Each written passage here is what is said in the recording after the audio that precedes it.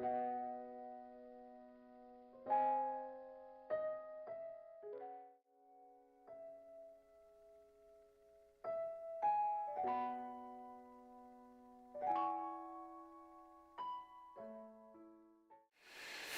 삼성교회가 예배인들을 잘 해주셔서 너무 감사합니다.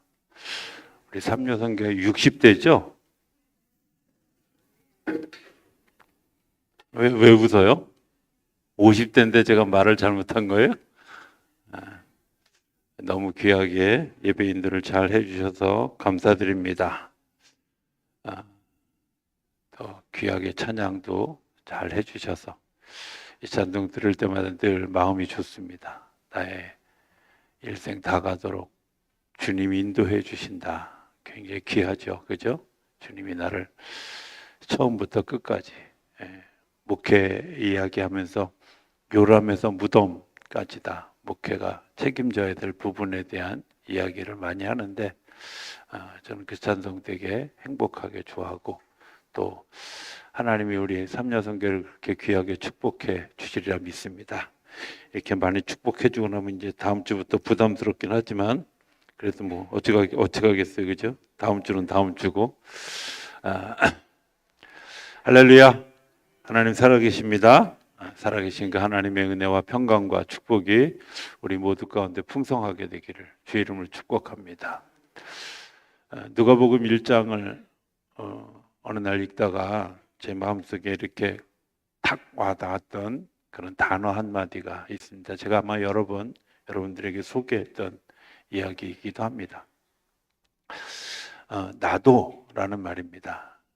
누가복음 1장 3절에 나오는 데오빌로 가카에게 내가 이제 예수의 전한 행적, 내가 예수님이 어떻게 태어났고 어떻게 돌아가셨고 어떻게 하늘에 오르셨는가 하는 것들을 다 미루어 살핀 나도 데오빌로 가카에게 이런 편지를 씁니다 라는 말.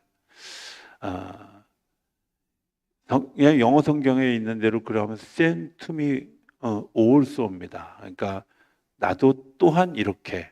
근데 한국말 번역이 훨씬 전 좋다고 생각하는데 나도라는 번역입니다. 이제 말을 비교해 보면 이런 겁니다. 보통의 경우 내가 혹은 나는 이런 단어를 씁니다. 내가라는 말은 내가 했어요. 내가 이렇게 뛰어난 사람이에요. 내가 능력이 있는 사람이에요 하고 자신을 드러낼 때 많이 쓰는 말이에요. 반면에 전 못해요. 나는 안 돼요. 나는 할 수 없어요 하고 좀 비하적인 발언을 자기 스스로를 안 된다고 생각하는 사람이 많이 쓰는 단어가 나는이라는 단어입니다. 반면에 나도라는 단어는 굉장히 중립적이죠. 다른 사람도 다 인정하면서 나도 내 나름의 소신과 내가 본 증거와 이런 것들을 생각하고 나도 내가 본 예수를 소개하기를 원합니다. 그럼 어떤 사람들이 좋은 분들일까? 어떤 사람들이 더 열매 있는 삶을 살아가게 될까 하는 것들을 생각해 보면 내가라는 단어보다 나는이라는 단어보다 나도라는 단어를 사용하는 사람들이 훨씬 더 아름다운 열매를 맺는 분들이다. 저는 그렇게 생각을 합니다. 헬라 시대부터 말에 대한 연구가 되게 많이 있습니다. 또 지금도 여전히 말에 관한 그런 이야기들을 우리가 하게 됩니다. 말에 대한 이야기를 하면서 은연중에 주술 효과가 있다. 이렇게 이야기하고 또 그렇게 분석하는 학자들이 많이 있습니다. 말을 들으면서도 문제가 있고 듣는 대로 또 운명이 그렇게 가기도 한다. 자꾸 저주를 들으면 저주를 받고요. 죽으라는 소리 들으면 이건 망가지는 일들. 그리고 내가 하는 말도 되게 중요하죠. 긍정적인 말, 신앙적인 그런 말을 해야 된다. 이렇게 이야기하죠. 오늘 성경 읽는 대로 또 우리 목사님이 뻔하구나. 이렇게 생각할까 봐 제가 사실 이 본문을 가지고 한 번도 설교를 해본 적이 없어요. 그런데 이번에 성경 통독을 쭉 따라가면서 제가 현장에 있지 못했지만 쭉 따라가면서 굉장히 이 본문이 오늘 마음에 와 닿았고 그러나 분명한 것은 이렇다는 겁니다. 분명한 것은 여기에 하나님이 말씀하신 것이 들어있다는 겁니다. 성경은 이렇게 얘기합니다. 말은 곧 기도요, 저주요, 마음속에서 고백이 이루어지고 있는 것입니다. 내 인격은 내가 사는 모습에 있는 것도 아니고 내 선행에 있는 것도 아니고 내 입에 있는 것입니다. 왜냐하면 내가 어떤 말을 하고 사느냐 그대로가 내 운명이 되기 때문에 그래요. 사람의 인격은 사람이 어떤 선행을 하느냐 또 혹은 사는 모습이 어떠냐 여기에 달려있는 게 아니라 그 사람이 어떤 말을 하고 있느냐에 달려서 인격이 결정된다는 거예요. 왜? 내 말이 곧 운명이 되기 때문에 그렇습니다. 말이 입을 통해서 나오는 것을 우리가 언어라고 이야기하고 말이 고정되고 말이 반복되어서 굳어지면 그걸 뜻이라고 이야기하고요. 말이 움직이면 곧 행동이 되는 겁니다. 그러니까 말은 모든 것의 시작입니다. 더 중요한 것은 말은 마음을 따라간다는 겁니다. 기쁜 말을 하면 내가 기뻐지고 슬픈 말을 하면 슬퍼진다는 말. 수수께끼 같지만 이런 게 있습니다. 여러분들 슬퍼서 우는 겁니까? 아니면 울어서 슬픈 겁니까? 생각해 보면 내가 슬픈 이야기를 하면 슬퍼지고요. 또 중얼거리면서 하면 더 슬퍼집니다. 그게 사람이죠. 말이 그래서 되게 중요합니다. 내 말이 내 마음을 움직인다는 말이야. 또 선한 말을 할 때 마음이 선해지고 악한 말을 할 때 내게 이 말을 듣는 사람의 문제가 아니라 내 마음 자체가 약해져서 어두워지고 더러워지는 것을 보게 됩니다. 심리학자들의 말을 빌리면 사람에게 의식적인 말과 무의식적인 말이 있다는 거예요. 의식적인 세계가 있고 무의식적인 세계가 있어요. 이런 분들이 있어요. 꼭 어떤 거냐면 나는 절대 이런 말씀을 분들이 있어요. 자, 이 절대라는 말 의식적으로 쓰는 거예요. 그런데 무의식적인 말은 무의식적인 건 뭐냐면 이런 거예요. 이게 내가 꼭 해야 되는 그리고 이렇게 갈 것 같은 두려움이 있어요. 제가 아는 여자 목사님이 계신데요. 이 목사님이 자기는 3가지를 절대 안 한다고. 절대 이런 경우 안 한다고. 첫 번째는 나는 목사가 안 될 거다. 근데 여자 목사가 됐어요. 나는 사모는 절대 안 할 거다. 근데 목사님의 부인이 됐어요. 3번째, 나는 절대 장남하고 결혼 안 할 거다. 근데 8남매의 장남하고 결혼해. 절대라는 말은 또 신학교 가면 이런 분들이 있어요. 여자분들이 나는 절대 사모 안 해. 근데요, 다 사모하더라고요. 이유가 뭐예요? 절대라는 말은 내게 다가오는 압박감이 있는데 이 압박감이 의식적인 거라면 말을 의식적으로 하고 있는데 내 무의식의 세계에는 그게 압박감이 있는 거예요. 저는 그래서 절대라고 말하는 사람들은 그냥 내버려 둡니다. 왜? 내버려 둬도 다 할 거야. 내버려 둬도 다 그렇게 가. 왜? 그건 자기 스스로 이미 마음의 부담을 가지고 있다는 거예요. 그리고 그것 때문에 마음이 불편하고 힘들고 자기와의 싸움을 싸우고 있는 거예요. 그 자기와의 싸움을 싸워서 이겨야지, 이기도록 응원해야지, 이기도록 기도해야지 이렇게 생각하지. 저는 절대 절대 안 됩니다. 이렇게 얘기하는 분들은 네 그러세요 그냥. 제가 제일 싫어하는 대학이 절대입니다. 절대. 그리고 또 그 다음에 싫어하는 대학이 군대고요. 그럼 잘 생각해 보세요. 내가 마음에 부담이 있는 거예요. 그렇죠? 프로이드가 이렇게 얘기합니다. 프로이드 입문이라고 하는 책에 보면 차고라는 말이 있습니다. 차고라는 단락이 있는데 차고에서 이렇게 얘기해요. 무의식 중에 말을 실수하는 것, 그거 그 사람의 본성이라는 거예요. 찬송가를 1절, 2절, 3절 이렇게 부르는데 1절 부르고 3절 부르면 지겨워, 빨리 끝내고 싶어 이런 마음이 그 속에 무의식적으로 있다는 거야.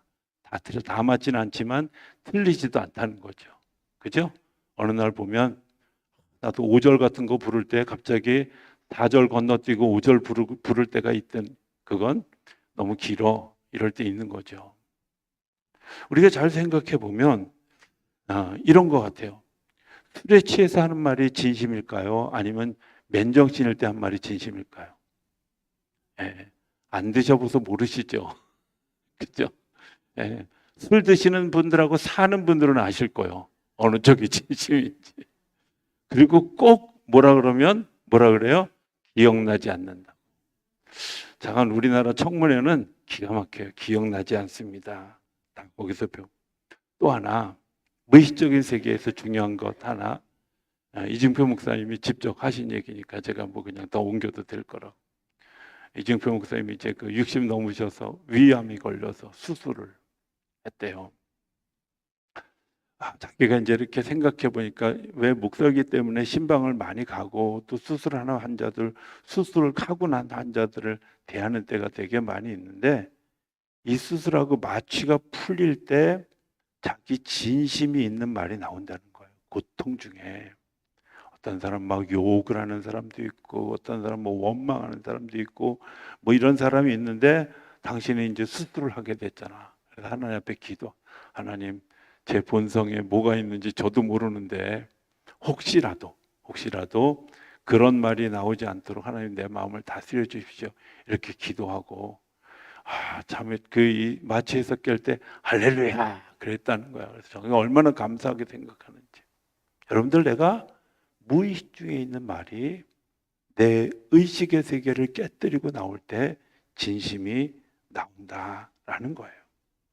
잠재의식 속에 있던 것들이, 그 진실이 폭발한다는 거죠. 주자라는 사람이 이런 말을 했어요.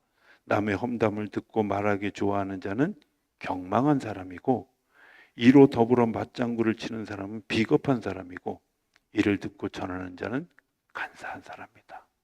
일정 부분 비슷하다고 생각해요. 오늘 본문을 보면 이런 이야기가 나와요. 내 귀에 들린 대로 행하리라. 하나님 말씀이에요. 내 귀에 들린 대로 행하리라. 내가 무슨 말을 하든지 꼭 기도라고 하지 않아도 하나님이 들으신다는 거예요. 은밀한 중에 보시고 은밀한 중에 들으신다는 거예요. 내가 한 말 기억하시고 들으신다는 거죠. 내가 어떤 말을 하든지 하나님이 다 들으신다고. 오늘 본문 앞에 있는 14장 2절에 보면 이스라엘 자손이 다 모세와 아론을 원망하며 온 회중이 그들에게 이르되 우리가 애굽 땅에서 죽었거나 이 광야에서 죽었으면 좋았을 것을, 이렇게 얘기해요. 좀 어렵다고 해서 옛날에 굉장한 하나님의 능력, 홍해를 건너는 능력, 이런 것들을 다 봤어요. 출애굽했던 사실, 그들이 얼마나 고생했던 사실, 광야에서 하나님이 역사하셨던 그 사실들을 다 보았는데 지금 뭐라 그래요? 죽었더라면 좋았을 것을. 하나님이 그 이야기에 이야기하는 거예요. 내 귀에 들린 대로 행하리라. 내 귀에 들린 대로 행하리라. 내 입의 말이 내 마음도 움직이고 하나님도 움직이고 심지어 내 말을 듣는 다른 사람들의 마음도 움직인다는 사실을 좀 기억했으면 좋겠습니다. 저는 이렇게 생각합니다. 이스라엘 백성들이 물이 없어서 원망해요. 또 배가 고파서 원망해요. 또 이거 달라 저거 달라 원망해요. 뭐 그럴 수 있다고 생각해요. 또 일명 납득이 가는 부분도 있어요. 왜? 여러분들 배가 고픈데 배고프다, 뭐 이런 정도 얘기할 수 있잖아. 그죠? 물이 없는데 물 달라, 이런 얘기도 할 수 있어요. 그런데 이 말이, 이 불평이 지나쳐가면 어떤 일들이 생기냐면, 먹을 걸 내려주시는데 고기 먹고 싶다, 이러는 거죠. 제가 한번 이제 상상을 해봐요. 하나님이 우리에게 이렇게 어마어마한 은혜를 부어주시는데, 고기는 못 주실 거야. 뭐 이렇게 생각하지 않았을까요? 그죠? 어서 양도 없고 200만 명을 고기를 먹인다고 생각해 봐요. 그래서 고기 달라고 막 그냥 떼를 쓰는데 하나님이 정말 일주일 내내 메추라기를 먹이시는데 아주 고기 냄새가 몸에 배도록 먹이셨다는 거예요. 그냥 정말 배가 터지게 주셨다는 거죠. 그러고 나니까 이제 또 자라요. 이 원망이 자라서 뭐라냐, 부추가 먹고 싶다는 거. 저는 부추 먹을 때마다 이 성경 말씀이 생각이 나서 되게 시험 들어요. 제가 군남교회 있을 때 우리 교회 그 부추 농사를 아주 잘 해가지고 이렇게 정성껏 일하시는 분이 계셔요. 근데 그 집에 신방 갈 때마다 이 부추를 지으려고 되게, 아니 세상에, 광야에서 뭐 할 일이 있다고 그랬어요. 정력이 떨어진다고, 부추 먹고 싶다고.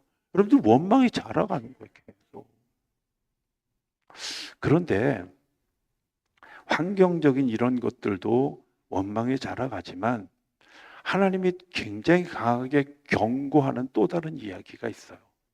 이게 이제 모세를 향한 이야기예요.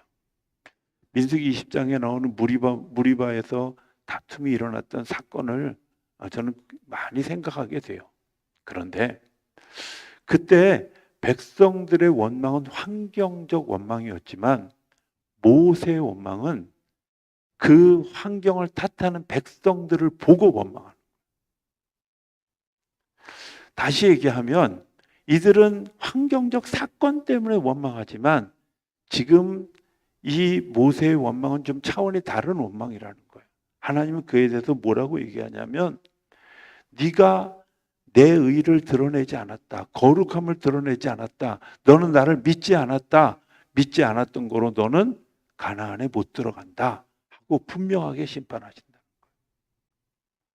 환경적 원망이 자라고 그 환경적 원망을 이끌어가는 지도자에게 하나님이 뭐라고 얘기하시냐면 너는 나를 믿지 않은 것 때문에 내가 너를 심판하는데 넌 못 들어가. 입장 금지, 출입 금지, 이렇게 얘기합니다.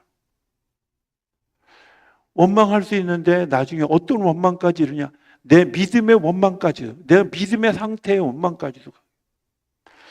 이스라엘 백성들이 이 바데스 가네아에 들어와서 이제 그곳에서 정탐꾼 12명을 보내죠.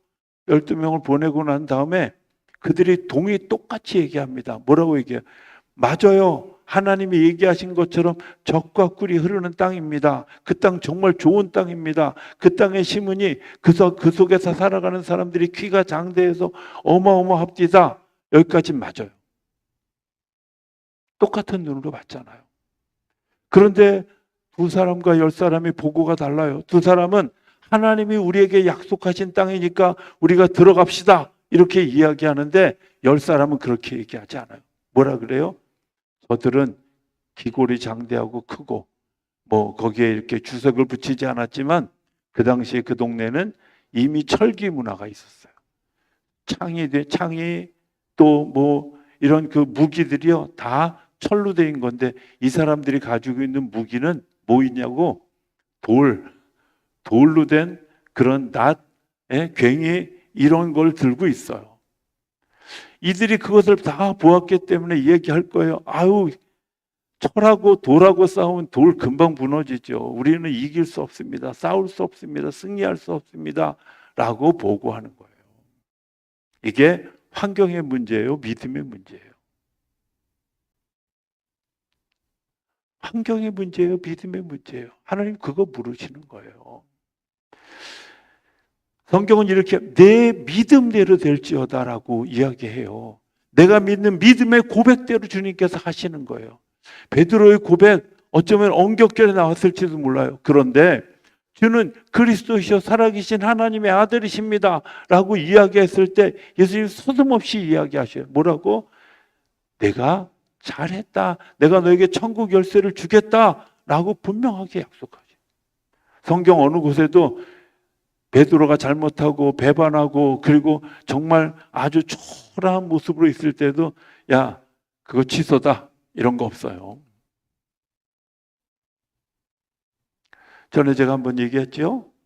베드로가 고백을 3번째 단계로 해요. 첫 번째 단계는 뭐예요? 주는 그리스도시여 살아계신 하나님의 아들입니다 라고 고백하고요. 요한복음 6장에 가면 예수님의 듣는 말씀이 너무 어렵다고 생명의 떡, 뭐 육신의 떡 이런 얘기하니까 사람들이 다 이제 예수님의 말씀이 어렵다고 다 떠났어요. 너희도 나를 떠나려냐라고 물으실 때 예수님이 그렇게 물으실 때 베드로가 생명의 말씀이 여기 있사온데 저희가 어디로 가겠습니까? 라고 두 번째 고백을 해요. 세 번째 고백 우리가 잘 아는 것처럼 요한복음 21장에 네가 나를 사랑하느냐라고 물을 때 예, 제가 주님을 사랑하는 줄 주님이 아십니다. 물론 예수님의 대답이 흡족한 대답은 아니었지만 자관 그 고백하는 것을 통해서 그가 자기 생명을 내거는 그런 고백들을 하잖아요. 그런데 그 고백이 고백에 고백을 낳고 고백에 또 다른 고백을 낳는 거예요. 믿음의 고백이 믿음의 고백을 생산하고 믿음의 고백의 열매를 맺게 하는 거예요. 그래서 우리의 고백이 우리의 기도가 우리의 언어가 너무 중요한 거죠. 제가 이렇게 막 어떤 일들을 우리 성도님들한테 이런 거 좀 하면 어떻겠습니까? 라고 얘기하면요. 정말 제가 가슴 아픈 이야기를 많이 들어 못해요. 저는 그래서 못이 너무 싫어. 진짜 아주 내가 모태신앙인 것도 싫어. 제가 원하는 게 이루어지지 않아서 싫은 게 아니라 그 영혼이 안타까워서 싫어요. 저도 수없이 못한다고 했어요. 하나님 그거 안 돼요. 그런데 믿음의 고백을 세워져 가면서 보니까 세상에 못할 일이 없다고. 성경은 능치 못할 일이 없다고. 예수 안에서. 내가 믿음으로 고백하는데 믿음대로 될 것이라고 얘기하는데 우리의 언어 자체가 벌써 못해요. 안 돼요. 절대 안 돼요. 여러분들 절대 여러분들을 이렇게 까는 거 아닙니다. 예. 언어가 바뀌지 않으면 축복의 역사가 열리지 않아요. 환경에서 오는 이야기가 아니라 내 믿음의 문제입니다. 환경을 주관하시는 분이 누구예요? 하나님이잖아요. 환경을 주관하시고 사건을 주장하시는 분이 하나님이에요. 이 주간에 제가 영성훈련을 갔다 왔잖아요. 제가 정말 놀라운 일들을 발견했어요. 되게 막 힘든 상태에서 준비돼가지고 막 준비 안 돼가지고 뭐 준비하는 제 입장에서 너무 잘 알잖아요. 너무 불안한 거야. 이 한 시간 한 시간이 지나가는 게 정말 너무 불안한 요소들이 너무 많은데요. 정말 놀라운 것 하나만 딱 얘기하면 이런 거예요. 자, 이 동네 제가 주일날 저녁에 일기예보를 보니까 다 마이너스 10도 이하더라고요. 그렇죠? 이 동네 추웠죠? 예, 무지하게 추웠죠? 근데요, 정말 놀라운 건 제가 거기 가서 잠바를 한 번도 안 입었어요. 거기가 서울보다 5도가 더 낮아요. 영성훈련하는 데는 거기보다 2도가 더 낮아요. 한 7도 차이 나는 정도 됐네요. 근데 정말 추울 줄 알고 제가 잠바도 2개 가져갔어요. 우리 집 사람한테는 내가 잠바 하나는 그냥 평상 입고 하나는 양복 입을 때 입으려고 가져가는 거야 이렇지만 추우면 껴입으려고 가져간 거야. 사실은 솔직하게 얘기하면. 근데 잠바 2개를 아주 맹탕을 만들었어요. 거기다가 제가 사무실에서 있는 세탁까지 아주 단단하게 무장하고 갔는데 안 추운 거야. 근데 자동차 시동 틀어보면 마이너스 17도, 마이너스 16도 이래요. 놀랍죠? 하나님이 마치 그 주변을 정말 따뜻한 기운으로 싸고 있는 것 같은 느낌이 제 마음속에 들어요. 하나님 우리를 보호하시는구나. 하나님 인도하시는구나. 날씨 기도했을 거예요. 하나님, 제가 주일날 저녁에 일기예보 보면서 주여, 그 전주에 춥길래 다음 주는 안 춥겠다 그러고 희망을 가졌다가 또 비슷해가지고 제가 막 마음에 그랬는데 그러면서도 하나님이 따뜻하게 하실 줄로 믿습니다. 하나님이요, 환경도 주장하시는 거예요. 사람도 주장하시는 거예요. 하나님이 하나님의 일을 하시는 거예요. 그런데 사람을 통해서 일하실 때 사람의 고백과 언어가 너무 중요한 거예요. 네, 제가 하겠습니다. 주님, 제가 여기 있습니다. 저를 보내주십시오. 주님, 나를 사용하여 주십시오. 이거와 나는 못해요. 나는 안 돼요. 나는 내버려 두세요. 어떤 열매를 맺게 될까요? 제가 우리 교회에서는 한 번도 이런 설교를 해본 적이 없지만 한번 집회 가서 마음에 감동이 있어서 이런 비슷한 유의 설교를 한번 한 적이 있어요. 그 교회에 이제 그 중학교 선생님 한 분이 계셨어요. 이 선생님이 저한테 장문의 카톡을 보내주신 거예요. 근데 뭐라고 보냈냐면, 제가 목사님 설교를 들으면서 굉장히 많은 생각을 했는데, 학생들을 가르치다 보면 공부 잘하는 애도 있고 못하는 애도 있고 또 착한 애들도 있고 덜 착한 애들도 있잖아요. 알아서 새겨 들으세요. 그죠? 근데 막 정말 이렇게 약간 덜 착한 애들한테 막 좀 무서운 말들을 많이 했다는 거야. 근데 제가 그 설교 말미에 저도 기억이 안 나는데 뭐라 그랬다냐면, 당신이 말한 대로 되면 어떻게 될 것 같아요? 라고 물었다는 거야. 당신이 말한 대로 되면 어떻게 될 것 같아요? 당신이 그 말에 충격을 받아서 아이들에게 얘기할 때, 내가 이렇게 말했는데 그대로 되면 어떻게 될 거냐고. 그때 제가 예를 들었던 몇 가지 예가 있었어요. 그게 뭐냐면 이런 거죠. 부부싸움을 해서 어떤 분이 오셔가지고 막 남편한테 맞고 와가지고 막 울분을 터뜨리면서 얘기를 하는 거예요. 그러니까 목사님이 물었어요. 남편한테 뭐라 그랬냐고. 그랬더니 막 화가 나서 날 죽여, 날 죽여. 그런데 안 죽였으니 감사하지 않은 거냐. 맞기만 했잖아. 죽지는 않았잖아. 잘못 얘기한 것 같아요. 아무래도 못 알아들은 것 같아요. 맞기만 했지 죽지는 않았잖아요. 감사하지요. 여러분들 죽여라 했는데 아이들 보고 너 나가 죽어라 그랬는데 나가기만 했어요. 감사하지. 내 말대로 된다고 생각해 보세요. 얼마나 심각한 건지. 우리가 너무 심각한 이대로 되면 안 될 언어들을 사용하면 죄송하지만 내 귀에 들린 대로 하나님이 행하신다는 거예요. 아인슈타인 박사의 책들을 읽으면서 제가 많이 이제 공감하고 했던 부분 중에 하나가 이런 거였어요. 아인슈타인 박사 그 고등학교 때 선생님이 요즘 우리식으로 얘기하면 생활기록부죠. 성적표에 이렇게 썼답니다. 이 아이는 무슨 공부를 해도 성공할 수 없습니다. 담임선생님이 진짜 잔인한 것 같아요. 그렇죠? 근데요, 그 성적표를 들고 왔는데 어머니가, 아인슈타인의 어머니가 빙그레 웃으면서 뭐라 그랬냐면, 너는 남과 똑같은 공부를 하면 성공할 수 없지만 남과 다른 것을 하면 너는 반드시 1등 할 거야. 아인슈타인의 성공이 남이 한 걸 성공한 게 아니라요, 남이 하지 않은 거 1등 한 거예요. 세계 3대 천재 중에 한 사람이 아인슈타인이잖아요. 생각해 보면 그 엄마의 말 한마디가 기도가 되어지고 그 엄마의 말 한마디가 그 아인슈타인의 마음을 움직이고 그 내 마음속에 담겨진 그 한마디가 나를 일으켜 세우고 내 기도를 일으켜 세웠다.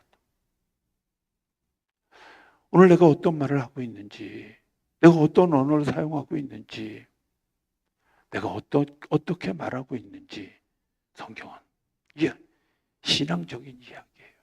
내 믿음의 고백이에요. 이 믿음의 고백, 시편 106편 33편은 이렇게 얘기해요.